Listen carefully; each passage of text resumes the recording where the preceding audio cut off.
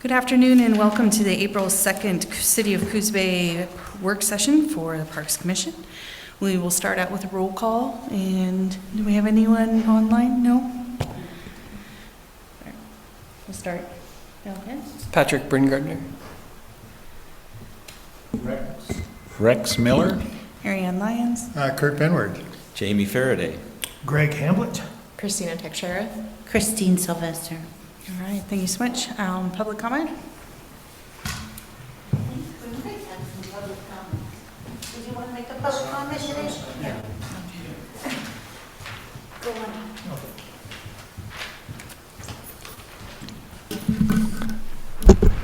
Good afternoon. My name's Larry Becker. I live at 651 North Morrison Street, over off of the between Lakeshare and Newmark. The reason I'm here today and the reason I came in, I had worked with Coco Sutton and Mike Hoyt to make the trail sign router the trail signs for around John Toppet's Lake. We've got 11 signs yet to do.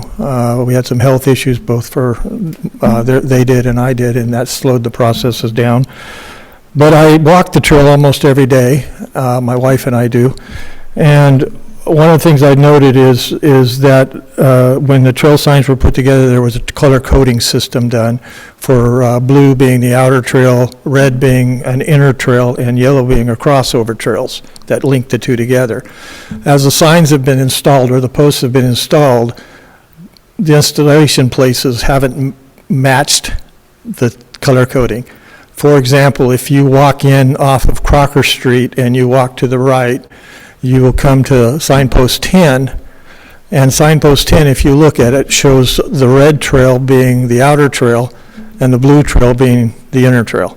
And the reason that is because it was coded as if the sign was going to be one you faced as you walked toward it, and it was put the opposite direction.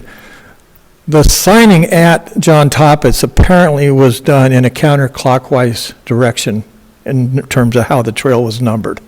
So if you start out at Upper Park, Upper Lakes, and you start walking out the trail there, that's 1. And it goes around the park in a counterclockwise direction. However, not all of the signs would you face or walk into if you're walking counterclockwise. But the coding was done as if you would. And so there are a number of signs, number 10, number 14, number 16, where the codes are wrong. The blue code is on the yellow trail, and the yellow code is on the blue trail for number 16. It's where we go in off of Pirate Court.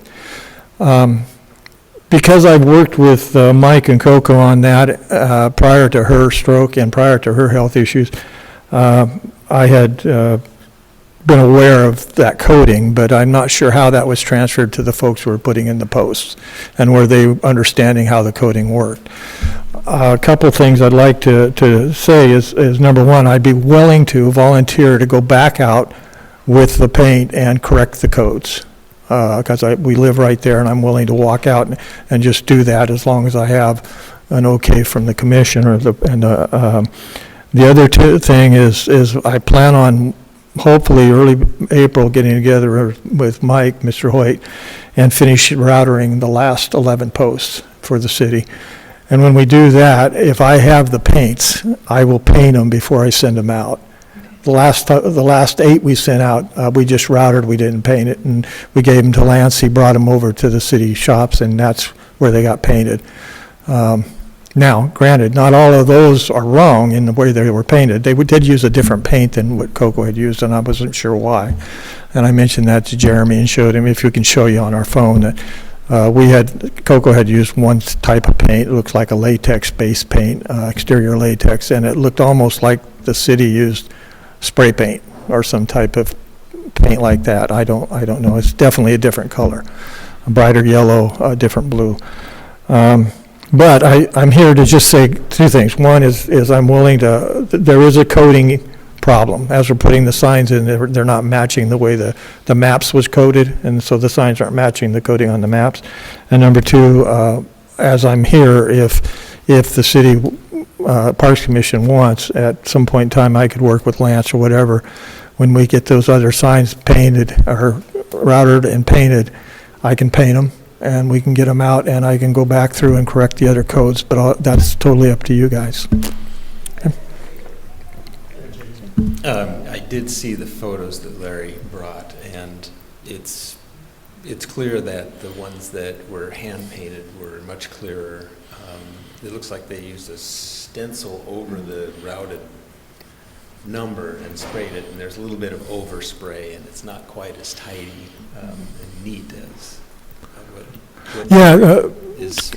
Coco evidently, when we routed the signs and we were doing that, from past experience in my career, I said if you would take the cut end of the boards and if you spray them with shellac, it seals the wood grain, okay? And then you can put a latex paint over that and it'll stick over a shellac like that. And it keeps the paint from running down the wood grains. The shellac just slows that or reduces the amount of that happening. I'm not sure that Mike and Coco did that either, but they did, like the top of the post where it's angled, they painted that brown. And then they painted the number.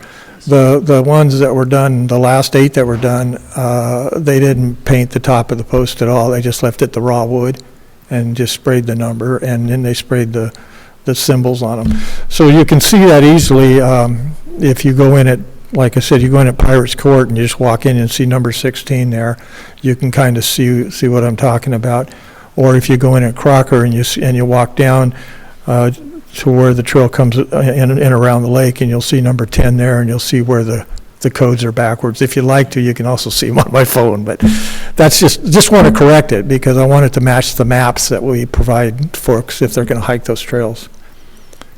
How difficult is it for you to go out and repaint those ones that are wrong now? Is it very difficult? No, it's a matter, like I said, Barb and I walk the park almost every day. So it's just a little ways from Morrison. Where we live on Morrison is where the new development's going in called Park Place, I think. We're the 2 houses on that area that were there before they did the new development. We're one of the 2 houses. So it's just around the corner for us to walk into the park. And I've got a small wagon I can put all the supplies in and just do it. It's not a big deal. Also, I used to live on Crocker, and so I'm pretty familiar with access there or access off the Seagate. So, For the new signs that have to be made and put in, is it better for them to get placed and then painted, or painted beforehand? Yeah, that was a question I had too, because without knowing exactly where they're going to place them, I would have thought that possibly they were going to place them where the old signs were, because most of them are replacing old signs. And they may have. What may have happened is where a couple of them are, like where the trail sign for number 11 is, it's on the opposite side of the trail of where the number, just like 10 does, where the number was. So what it does is it shows both a blue and a red, but it shows one direction on the outer trail as blue and the other direction on the outer trail is red, where if the sign was on the other side of the trail, it would show the inner trail as red and the outer trail continuing as blue. So part of that is just problem solving. If there's a reason why they couldn't put it on the other side of the intersection, I don't know. Again, my past experiences was you can't, and I'll share my past experience. I was 40 years as a state parks employee. I was district manager for state parks down here for a little over 10 years before I retired. I know that there can be restrictions on digging on public lands because of archaeological and cultural reasons. So I didn't know if they were trying to put them back where they were for that reason, or if it was just they hadn't really been given a good enough understanding of what the trail markers meant and how best to place them. Yeah. That's the question We were trying to place them in the same location. Yeah. Is in general. So the challenge there was if Coco or whoever coded them thought, well, the trail marker is going to be on, for example, 11 is a prime example of this, or 10. If the trail marker is going to, if you're walking counterclockwise as the trail's numbered, the trail marker would be on the other side of the intersection, and that's how it's coded colors. However, if the original sign was on that side of the intersection, then they should have flipped the colors. And it's just a matter of knowing where the trail marker was prior and making sure the color matched where it was going to go. And those are just there are little nuances along that trail, but if you're going to mark it as codes, we're going to try to get them to where they match our maps as best we can. That was my question for how difficult they are to paint once they're up, because it might be easier to not have them painted before they go up, since we're not 100% sure where they're gonna go. Yeah. And then, that way you don't have to go around and correct some later, and they're just good from the get-go. Right. It probably wouldn't be in the summer, once it's dried out, and like a couple of them, I mean, I wouldn't, especially after yesterday, it'd be a while before we'd try to change the colors, paint them, just especially on the top. Probably wouldn't be that hard, given the type of paint, either the type of paint that the city used with stencils, or even the paint Coco used, because it's a latex, it appears, and so it'll dry pretty quick. It won't want to run down the post on you, and that's the only thing you have to worry about. And so you could do that. We very easily could router them, they could set them, and then you could just go through and paint them the appropriate colors. Since you aren't 100% sure exactly where they're going and how they're gonna line up with the Yeah. trail, I Sure. was just thinking it might be something Yeah. to consider. Yeah. So- Anyways. So I just want to share that with you. I have, like I had told Lance, and I had promised Coco that we'd get the last 11 routed, and we'll do that. Mike and I got to get together, and that should be able to happen here in April. And then once we have those routed, I'll get them to Lance, and then I'll leave it up to the commission and Lance if they want a volunteer to help get those painted. I'll try to be available to do that. So. Thank you for your time. Do you know if Lance has the paints that I delivered? I do not. I was surprised. I was surprised when I saw the new posts out that the colors were slightly different, and the paints used were different, because my understanding was that those paints had been transferred to you, and you said you transferred them to Lance. So for some reason, they elected evidently not to use those. I don't know why. Misplaced or something. Yeah, they could be somewhere in the shop, and somebody said, "Oh, these are good and close enough." So, yeah. So I have no idea what they were, even how big of containers they were. Were they quartz, or I imagine they were just quartz, because it's not a lot of paint. So. Greg, any input or feedback? Yeah, I think it's a great idea. I would encourage the commission, I don't know if the commission wants to weigh in on this, but as the operations administrator, I would encourage you to go ahead and just volunteer with Lance. We encourage volunteerism all the time. Yeah. Forgive me if I'm stepping over toes here. But I think you guys have a good working relationship. I've met him once, and that was when we transferred some, but Okay. I don't have a problem with it. No, I've got contact with him with my phone, and he's, when I got hold of him last time to come get the other posts, they were really responsive to that. Yeah, and I know he's excited to get these all done. I know Yeah, he's just waiting up yeah. on you guys. And so I know he's excited to get this project done. I think getting in there and making those minor repairs, I could definitely look into the paint issue, find out about that.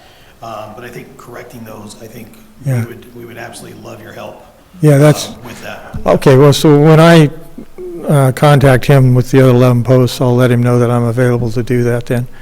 I think that when I first started helping Mike, I thought I signed something for the city, but you guys would have to see if I had signed a volunteer thing or not.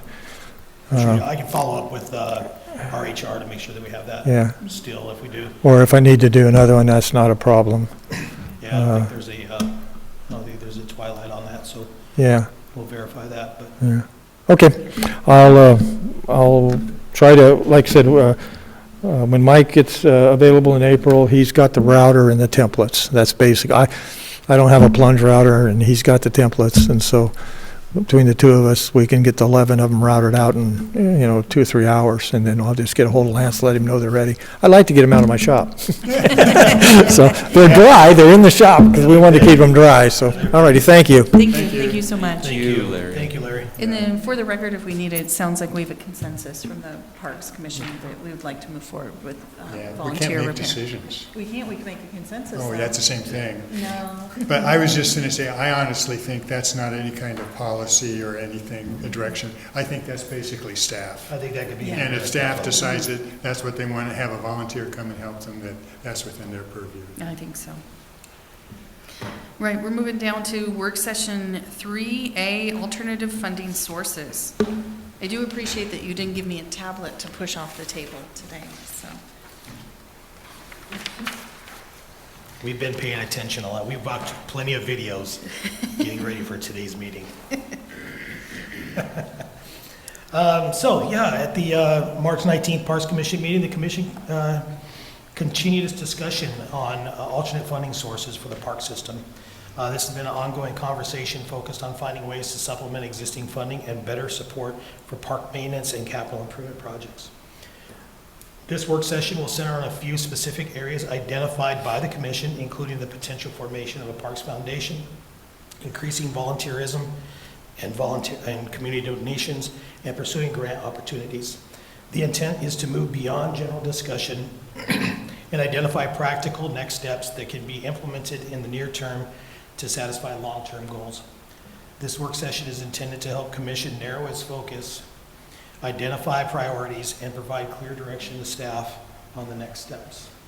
So with that, I will turn it over to the commission to carry this conversation forward. Okay. Kurt, do you have any things that you would like to discuss? Has anyone continued further discussion? Jamie, you seem excited. Would you like to participate? Well, I looked up the minutes from March 19. Oh, thank you. And just to refresh my memory of all the things that we did discuss, or at least the things we've discussed in the past, from way back in the summertime. And we have tax revenue, grants, volunteer support, prepared food and beverage tax, public-private partnerships, 1% of the gas tax,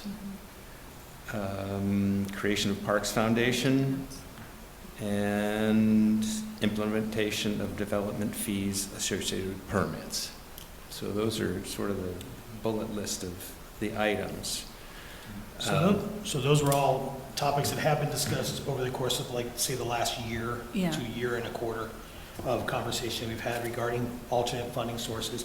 I think one of the comments that were made during the 19th Parks Commission meeting, although any action by the commission will end up going somewhat to council, but I think the desire was to have a lower level of council involvement.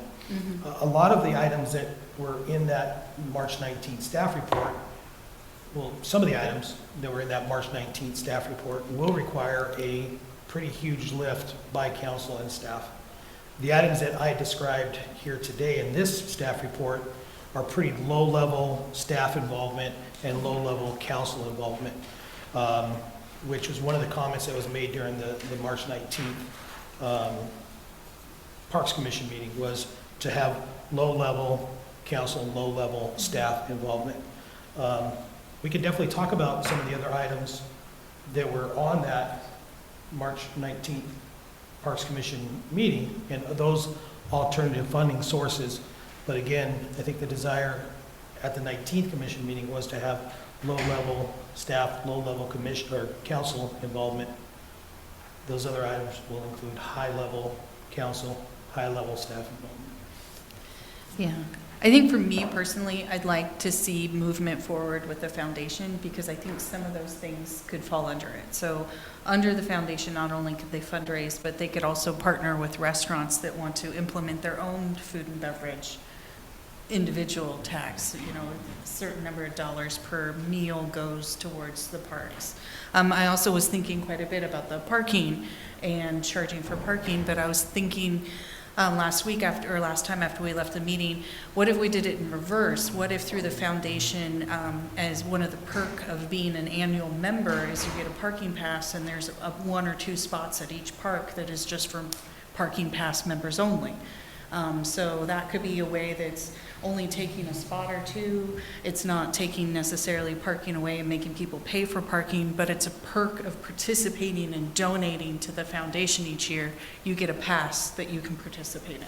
It may or may not always be available, but that's a perk of being a member. So that's if we do decide to go with the parking fee. No, that's, if we do the foundation, what we could do at each of our parks is take 1 or 2 parking stalls and then label it for parking pass members only. Okay. And it's reserved for them.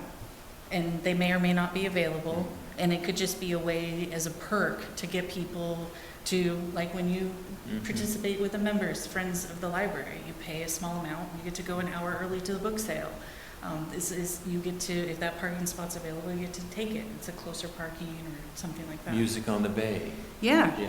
so it just is one of those perks that doesn't really cost us anything, but could add or encourage people to participate in membership.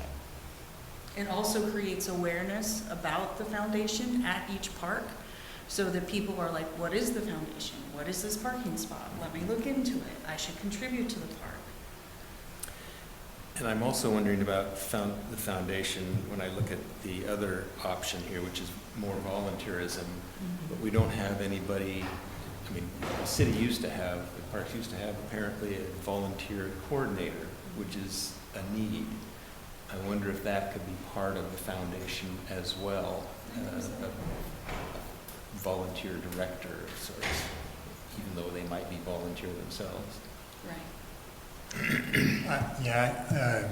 I think both those ideas are worth consideration. I may want to use the parking thing for somebody who makes a big donation. Yeah, Yeah, maybe a tier is system. something.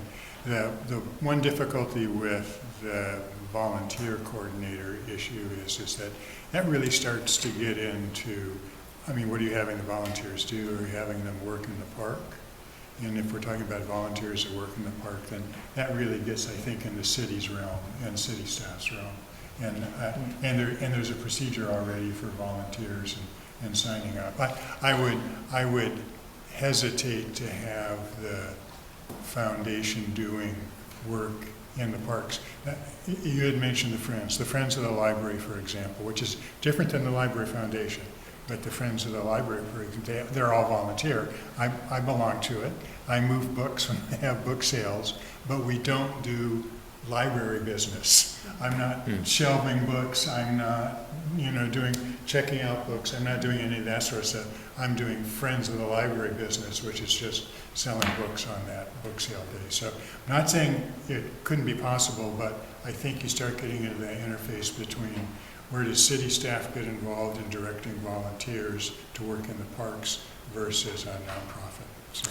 Well, and sorry, Amy, but I think it could be the foundation could do some of the lifting for like the Adopt a Park. Oh, yeah. Some of the paperwork, some of the collecting the releases from volunteers, those kind of things, and then turning that into the city so that it's reducing staff time for some of that, but not being the final sign off. Yeah, I think that I thought from the beginning the foundation was a good idea for the park. There's some issues. We can talk about what I think some of the issues are.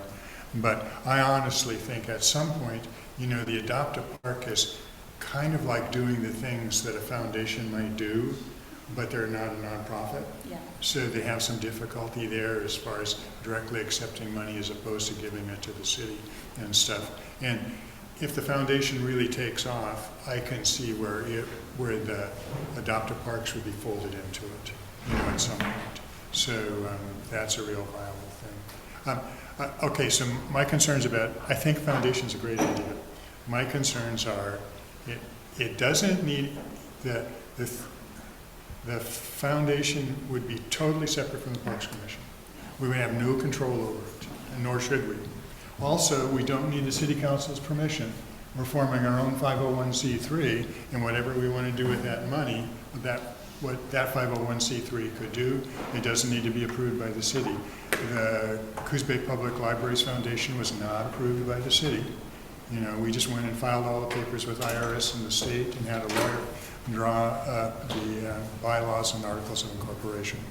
So, the city doesn't need to get involved with that at all, and neither do we. So that's the good news.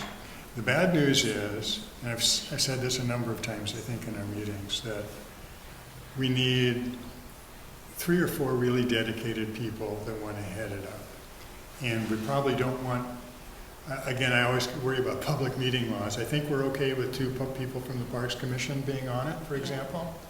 And there are two people on the library board that are on the foundation board that's appointed by the city. So I think we could have, a couple of those people could be from the Parks Commission, but we would need a couple of other people to be energetic enough to be involved in doing this, to get it off the ground. So if that core nucleus is really important, and we need people need to make firm commitments to do that and get it going. So first task, I think, is finding 4 or so people that want to do that. And that would be president, vice president, secretary, and treasurer. And of course, the treasurer is, even though the president's a nice title, the treasurer is probably the most important position. Those are the most difficult to fill. And probably the most difficult to fill. That Public Library Foundation right now is fortunate we have a retired CPA. So we need to find those 4 people. That's the number one thing to get it going. The one difficulty I see with the foundation gathering a lot of steam is that, for example, the library, I hate to keep using them, but they have a constituency that's pretty easy to contact.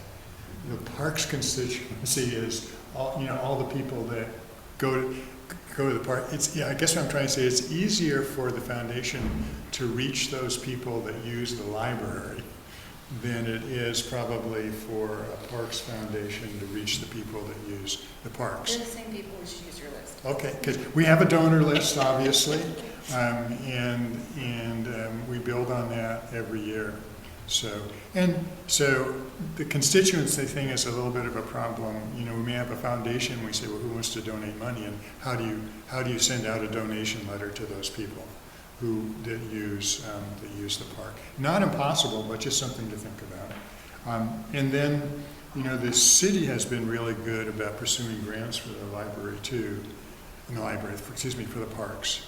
And so the foundation can do that as well. So that's the other thing we'd have to make sure is there's some coordination between city staff and the foundation as far as grants are concerned. So, and we actually have the library director on the foundation board too. So somebody from city staff could be on this. She's not an officer, but could be somebody on the foundation board too, because that helps coordinate what the foundation is doing with the city. So the city staff is always in the know of what the foundation is doing, which I think is a good idea. So those are my 2 cents worth. So find the 4 people. Surprisingly, I don't think it's that hard to write the articles of incorporation and the bylaws. You just copy somebody else's. And then you need some seed money to file all the papers that you need to file with the state incorporation and IRS. And you need a post office box, probably. Suggestions on how we go about finding these 4 people? Yeah, I don't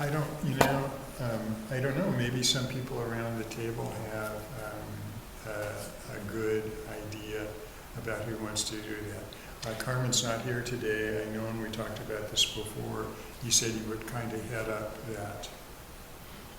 that foundation pursuit. And he's so busy, and I get it. Everybody's busy. So I don't know if it would be worth approaching him again or not. And I'm talking about the core people just to get it going, to brainstorm, get the stuff written. And when it's written, it's going to be in there about how many board of directors you have.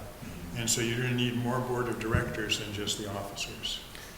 So we need that concept put out to the public to say the City Parks Commission is looking for foundation support.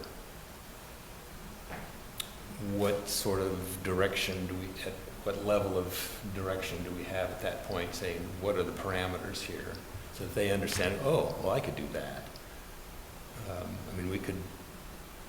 We're tabling at the Mayfly Festival, another work session away from here.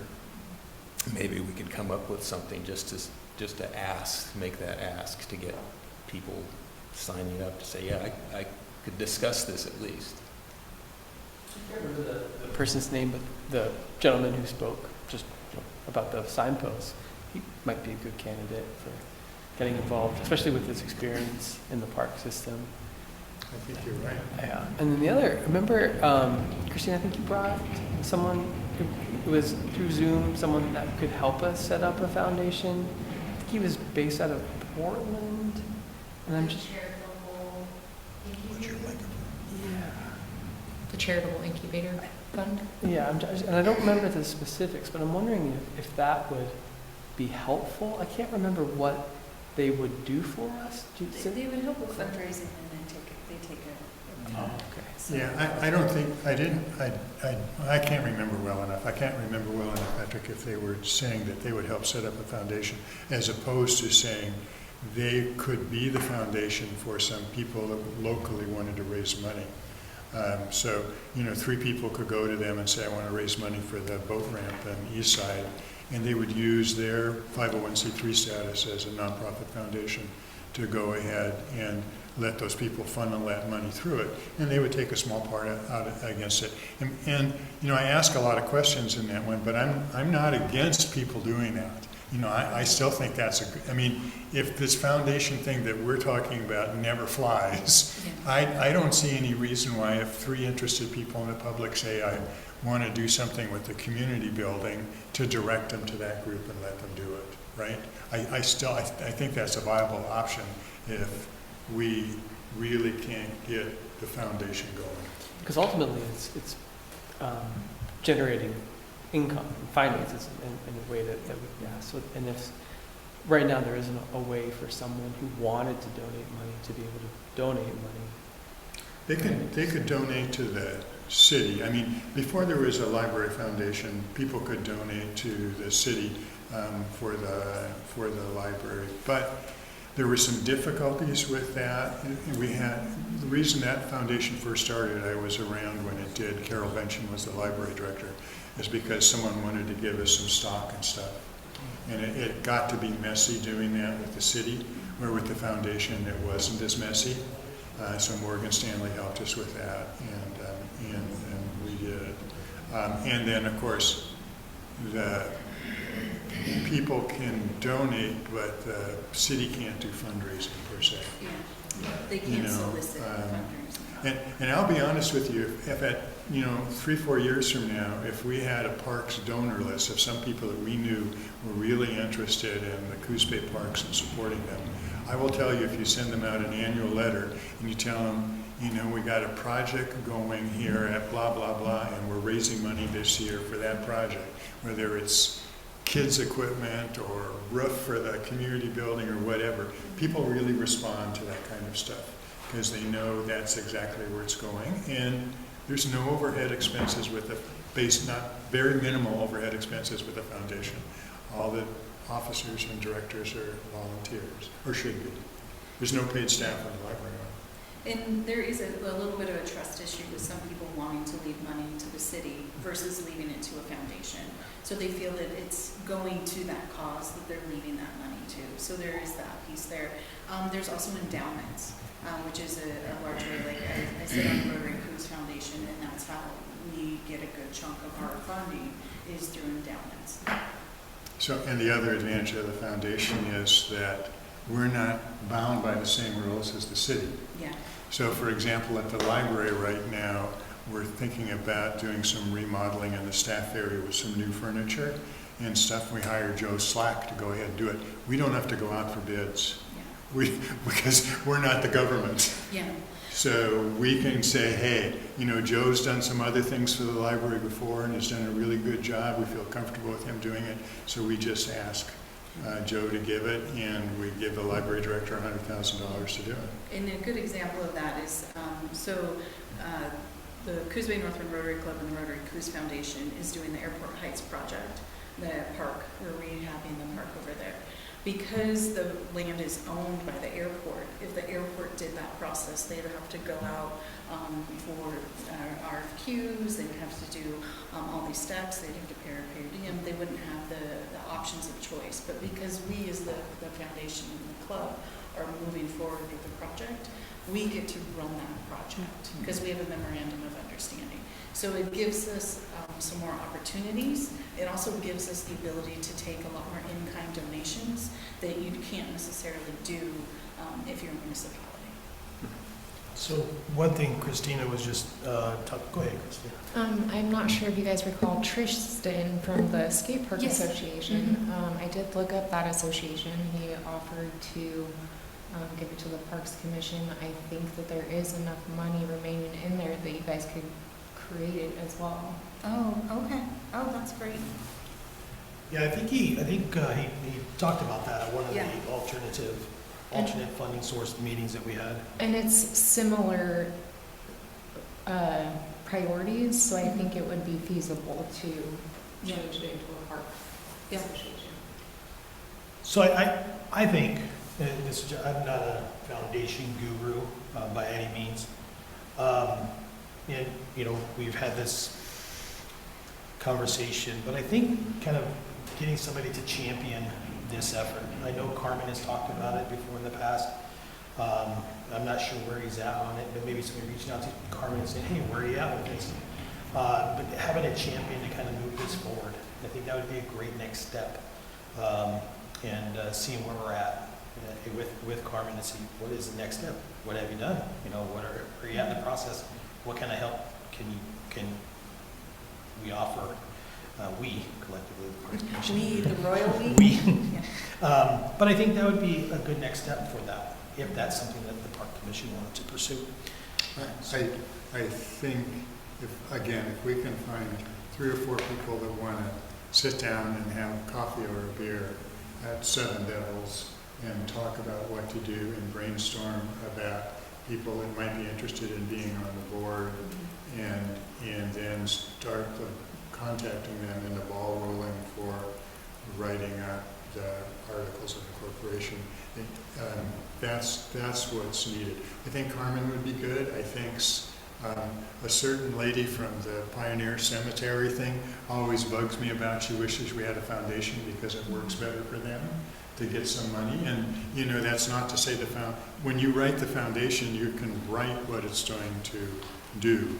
So the one little caveat is you have to make sure that you meet the standards for a 501c3. Yeah. So for the Library Foundation, it's easy because we can do the educational part and some other stuff. But I don't think that's insurmountable. And I think it's behooves of us is because there is some park space that we use as park space, and there's also some public space that kind of gets lumped into us. It's not necessarily park. So it'd be nice to have the foundation be open-ended enough that is park and public city space. So that can also factor in some of our streetscape, creating volunteers to do some other projects that are enhancing our community that are related to parks, like some walking and biking trails and things like that. Since there is such a large purview of what we do cover that's not necessarily classified as a park. I think it needs to be open-ended like that. I'm also curious if the commission thinks that maybe we should put a little blurb in the Friday update that says something simple like, do you love parks? We are looking at starting a Parks Foundation. Shoot us an email. Very simple. We can, kind of go through and see if there is some response. There might be somebody that we don't interact with on the daily basis. We are surrounded by park space and people who have retired from BLM and state parks and stuff like that might be interested.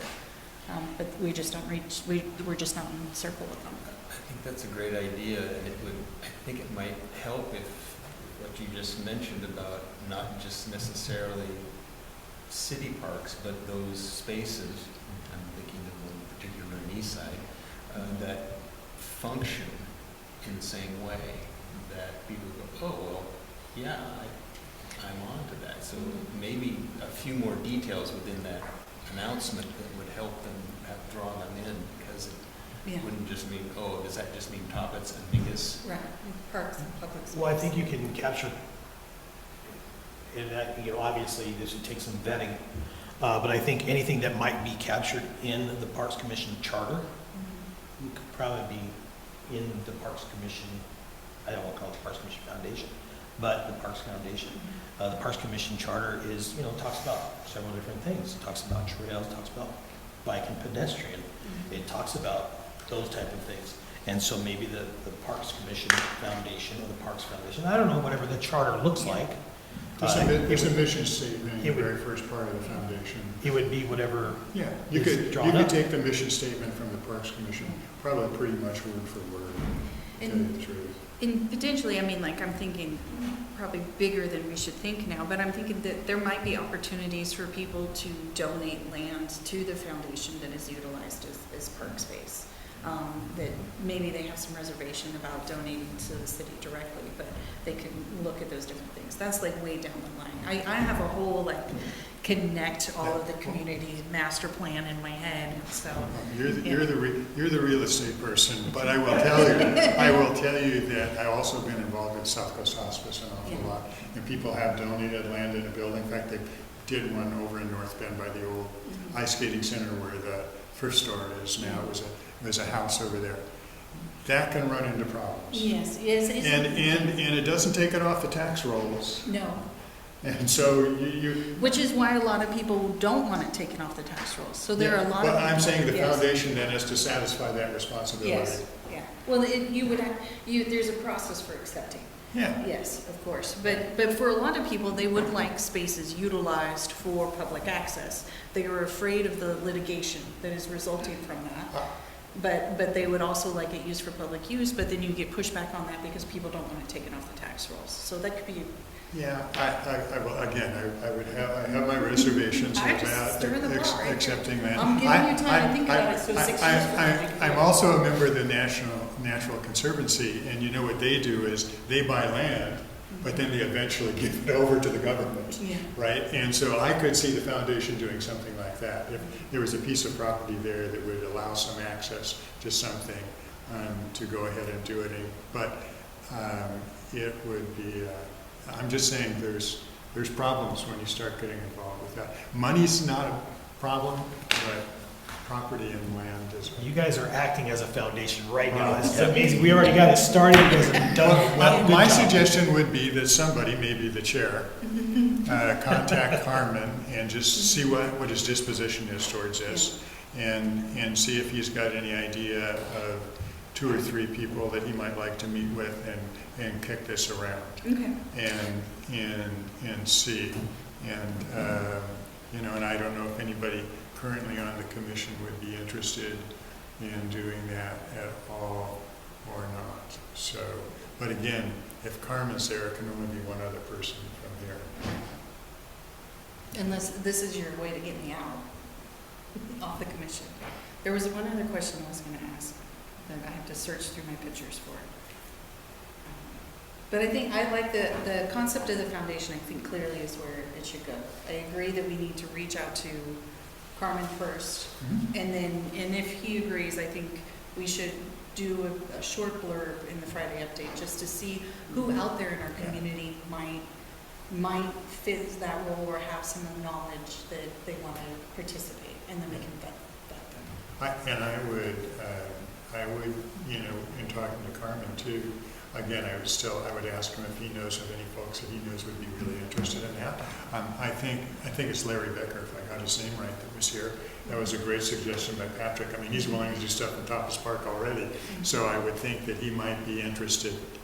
He might be more interested in Tapas Park, but that's okay, because that's part of the park system, and if that's something he would like to champion inside the foundation, that would be great. So there's one person. Cricket again, I think, would be another person. So I think there are some people there. And maybe even the skateboard park guy, what's his name? Tristan? Maybe he would be interested in joining as well. That would be another kind of having like a bike person, like a walker, a biker, skateboarder, maybe a softball, baseball player. Interesting, yeah. I got it in my phone. But question? Yeah, I did find my question. With the passing of Senate Bill 1517 and the changes to recreational liability, is that a benefit to us or a disadvantage to us? Pop quiz. That is a great question. House Bill 1517, what is that? What is that? It allows operators of sports, fitness, and recreational areas to require customers to release operators from claims from damages resulting in injuries, except for ordinary negligence. Is this the recreational immunity? Yeah. Yeah. Yeah, there's some modifications, because remember, it went real extreme, and then I think this is them trying to claw it back a little bit. Yeah, so if memory serves me, and I haven't read the decision by the legislator yet, but if it's what I'm not gonna guess as to what it says because I haven't read it. But you guys remember maybe a year and a half ago, 2 years ago, there was a legal case up in Lincoln City, I think it was, where somebody sued and the courts decided that the cities were obligated. However, there was legal challenges. They changed the recreational immunity laws. Then it was fought, and legal oregon cities were involved, and all these other people. I think they fought. I think this bill basically substantiates that we are protected, and that people have to be, understand that there are risks involved with using public spaces. I haven't read the law yet, but I would imagine that that's pretty much going back to the way it was and just reiterating that, taking that judge's opinion and I just wanted to bring it up to see in case we needed, because I know we did an update to our signage in the parks, in case maybe we needed to do another update to our signage that incorporates any of these changes. No, it's House Bill 1577? Senate Bill 1517. So is it just a bill still, or is it a law? It passed. Okay. Yeah. So we didn't go out and change anything. We waited. Yeah, You know, no. we were going to. Mhm. We drafted up language, and then we were advised to kind of just hold off and just Yeah. see. Because I think immediately after that decision was made by that attorney, or by that judge in Lincoln City, there was that case that was, and I think there was put a hold on any changes to the law. I think there was a decision that was made, the judge ruled that, yeah, all cities, and I think there was a stay that was put on that, changing that rule at that time. So we got ready to implement it just in case that it was upheld by the appellate court, but I think it was denied. Yeah. And so we didn't actually make any changes to any of our signs, but we were ready. Yeah. Fortunately, we didn't have to, so. But I'll look at the SB 1517 to see if there's any. In particular, my thought is, as we look at the boardwalk and dock space and things like that, areas that have probably higher levels of potential accidents, what any changes this might make to some of the signage and things we need down there. So, brings up an interesting question is, the kayak kiosk down there, are they the people that are responsible for liability if the kayak sinks? They carry liability insurance. I think that was a They do. requirement. They do yeah. have liability All right. insurance. I hadn't given up either, by the way, Rihanna, about your food truck idea. Yeah, I like that too. Yeah, because, I started thinking more about that. When we do the music in the bay, there's a food truck down there next to the swimming pool. It's dispensing food. And if they could do it then, why can't you do it other times? Why can't you do it when there's a swim meet at the pool? Why can't you put one down at the baseball field when they're having softball games in the summer and someone wants something? So I know there's some problems with it, but I still think that it's something to at least think about. So associated with those special events, they can. Mhm. I think what Ariana's talking about is, just allowing it, but they wouldn't be associated with special events. Yeah. So right now, if you were to hold a special event, then the food vendor can be associated with that special event. I don't think in our park rules we allow for it, like as a standalone. We went round and round about 12 years ago on it, because they were going to put 2 food trucks in the Pedway, and nobody could come to an agreement, and then there was an outcry from a few of the restaurants downtown. This was when food trucks first kind of came on the scene, and they were like, they're going to take all of our stuff, and here's all, and we were like, here's these studies that show the more food locations you have in an area, statistically, the better everyone does. And so there was a real pushback then. But now that they're a lot more common, I think it's a great idea. I think that there's some opportunities. I think it's a fantastic idea. I just think that it might require a change in our park rules, Mhm. which again, I think is a pretty easy Yeah. change. But I think right now what we're seeing is those food trucks and those things are associated with the special event. That's why they're there. But I think what Ariana's talking about is just a general, overall, have them there. But yeah, I think it's a great idea. Especially for the baseball nights. Yeah. I mean, it would take up some parking spots, but so be it. I think everyone would really enjoy it. I do too. Yeah, and my thought is as we go in and revitalize different areas of the park, there might be opportunities, like on the boardwalk, as we revitalize some of those areas, maybe there is ways to do it, or there's ways to put in a spot for those mobile bathrooms for 4th of July, instead of, always doing, cramming stuff in there. So I think that that's just something to think of as we're looking at changes that we're making in each of our park areas. Would it be beneficial to create spots that can be leased out periodically to bring some revenue in? And if Carmen were here, he'd re-mention the place that Yes. was turned into a storage for decorations. Yes. Yeah, in Mingus. Yeah, and I think there's less worry about competition with businesses. It's the things that are located in the parks, like Tapas or Mingus, to tell you the truth.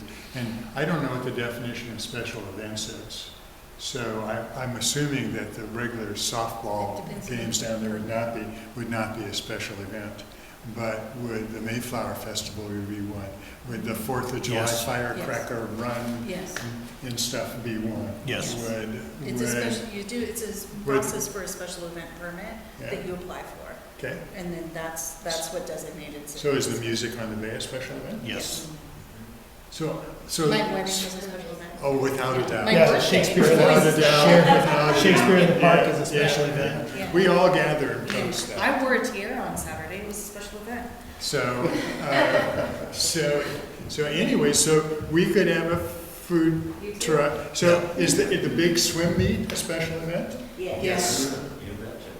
So, I mean, there's a lot of opportunities already where if somebody knew about it, I think, the Ball Diamond is a different story since it's not a special event. That's But correct. there are times when I think people would want to do that, and we probably would, the staff would want to think through it as far as, I don't know what's required of them when they have a food truck like at the music on the Bay now.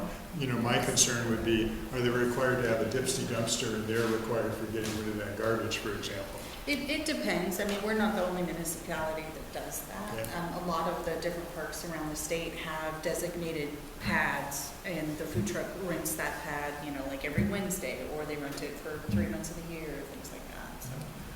And the garbage that I see at Mingus in the parks, they're like little snack potato bags. It's not necessarily like plates and coffee cups. So I think the things that are getting littered are things that people are kind of bringing in and maybe would litter those types of things anyway. But at least for the music on the Bay, I don't see a lot of trash after those events. No, they're required to police after themselves and those type of things, and so. And patrons, more of the patrons. So just because the patrons are eating out of all this disposable kind of single-use items, they're not just tossing it, they're No, throwing it no, away. I And think- so the park looks good even after a busy night. So I think it is worrisome that all that plastic would end up in the, in the pond. But I don't think that would happen. I think people are generally Well, responsible. I think that most of our special event organizers and our users of those special events are very cognizant of what that special event is for. And I think that attracts, some people that might not typically go to the park on a daily basis. They're there specifically for that event, and they understand what the rules are of that special event. I think the event coordinator is very explicit. We are very explicit with them what the requirements are. And so I think they're very cognizant of those rules. And so they want to come back again next year. And so they want to follow the rules. I think you're absolutely right, Patrick. Most of the debris and litter that we find in there is just somebody walking by, maybe dropped it and didn't care to pick it up. Maybe they thought they threw it in the trash, but Augusta went and picked it up and blew it away from them. They didn't feel like chasing it, whatever the situation might be. You're absolutely right. The parks do look amazing from the work that we do there. And I think the guests coming to the park do a pretty good job of picking up little bits of litter. Then you have another element that maybe doesn't care so much. But, you know, I think it equalizes to a certain point. But as far as special events go, yeah, there are certain requirements. We do have lay it all out, saying, hey, you got to do A, B, C, D, E, F, and G, and 9.9 times out of 10, it's A through G that it's done. So, yeah. I think a coffee food truck, I mean, just seeing how busy Dutch Brothers is, so if there could be a coffee food truck in Mingus Park, I think that would be wildly popular. And that could be there just in the mornings, and I think that, yeah, I think you're onto something. Yeah, there's been one outside the wrestling tournaments, and it's wildly popular. The trick would be to make sure that they parked in the park, and so we could they would pay us, right? Yes. And not just have them park somewhere on the street, like once they realized there was money to be made, and then they canceled our contract and just parked somewhere. Well, on the there's street. different rules about whether if you're parked in the street, if you're going to be doing commercial business, and parking commercial vehicles street side, because of the risk of having someone approach the vehicle and possibly getting hit. So there's different rules. You can't just operate anywhere. Okay. Well, it's something, I still think it's something to explore. Totally off the subject, I just want to say that, not when we had the downpour the other day, but there were a couple of days there when we had really nice weather, and I drove off Ocean Boulevard probably to go out to Swak or something, and I cannot believe the number of people that I see. I shouldn't say it that way. There were a number of people who were riding on the bike lanes on Ocean Boulevard, which made me smile. And it made me thankful that the city and staff was able to increase the bike lane a little bit farther down that road and it got repaved, because I think it helps those people. And the one sad experience that I had on Ocean Boulevard going out there, that stretch where it goes from 2 at the center lane to 4. I saw somebody riding there, and of course they're riding over as far as they can in the right-hand lane, but everybody was trying to get around them. And I still think, you know, it's 2 lanes in the center turn lane before that 4 lanes. It's 2 lanes in the center turn after that 4 lanes. If one of these days, it would be nice to get rid of the 4 lanes. And I will tell you the other thing, lots of times I see, if I'm going west, I see people wanting to turn in to Bay Area Ambulance or the whatever place over there. They have to stop in the left-hand lane and people come screaming behind them. When you have a center turn lane, that's not the issue. And I also remember when we did the one down here in Fourth, the city fire department was thankful for the center lane because it allowed their emergency vehicles to move more easily. So Kurt, are you saying that Ocean Boulevard is such a wide right-of-way that perhaps a linear park that connects our downtown Coos Bay and our downtown Empire would be a great idea? You're just so sarcastic. No, that's what I want. That's what I've been pushing for Yeah. years, is that right-of-way is too large. We don't need a center turning lane that's 45 feet wide. What we need is what we don't need is 4 lanes. What we need is a protective bike pathway, pedestrian pathway that ebbs and flows and expands and contracts along the way so that there are places for people to pause and rest and then utilize the multimodal path to connect both of our downtown cores. All I'm asking for is 3 lanes instead of 4 and bike lanes on each side. I'd be happy with that. I think perhaps we can flush that out with the TGM grant and the comprehensive bike and pen plan in the very near future. Yeah, because I think that would be, that's all I want. And I did get scared when I saw that one person on their bike in the right lane in the 4-lane thing. So, and people do have to stop to turn, and if there's the turn lane, the other traffic just keeps on going. They don't have to get there. So, I like it. All right, we'll do commissioner closing comments. I'm excited to see some stakes for the crosswalks that are going in around town. I know we're going to lose 2 trees at one spot. We talked about that at the tree board. Right. But it is great to see that the community will become more pedestrian friendly. And we can just access different corridors without risking our lives.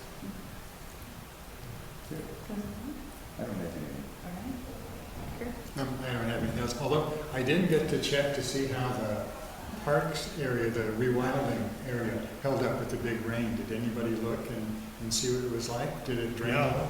It performed exactly the way it was designed. Cool, that is great. We've got through a couple of those belly busters with rain and no issues. Thanks. Jamie? And the Henderson's Checker Mallow is doing well. Oh, good. And look for a 2-bike bike rack at McKay's in town. Nice. Just donated by the the Front Street Community Bike Works. Awesome. Greg, closing comments? I've got nothing really to add to this, other than I just want to reiterate here, in the staff report, we did talk about increasing volunteerism and community donations. I think the foundation could help increase that, and pursuing grant opportunities. I know Christina and the whole staff here are always looking for grant opportunities for the parks. And so I think we're capturing some of these things already. But I just wanted to kind of touch on those because we really didn't get a chance to talk about them during the meeting. But I think we're off to a pretty good start here. Thank you very much. Thank you, Greg. Any other staff closing comments? Christina? No? All right. Thank you so much for joining us today. I appreciate everybody's enthusiasm, and I look forward to seeing you in 2 weeks. Thank you.